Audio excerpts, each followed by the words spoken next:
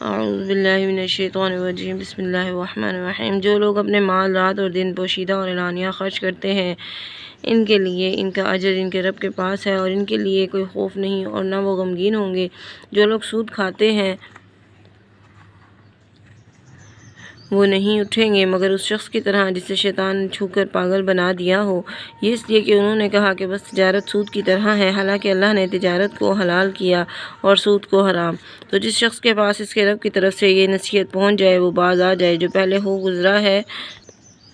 وہ اس کے لیے ہے اور آئندہ اس کا معاملہ اللہ کی طرف ہے، اور جو شخص دوبارہ یہ حرکت کرے تو ایسے لوگ جہنمی ہیں، وہ اس میں ہمیشہ رہیں گے۔ اللہ سود کو گھٹاتا ہے اور صدقات کو بڑھاتا ہے، اور اللہ کسی ناشکرے اور بد عمل کو پسند نہیں کرتا۔ بے شک جو لوگ ایمان لائے اور جنہوں نے نیک عمل کیے اور نماز قائم کی اور زکوٰۃ ادا کی، ان کے لیے ان کا اجر ان کے رب کے پاس ہے، اور ان کو کوئی خوف نہیں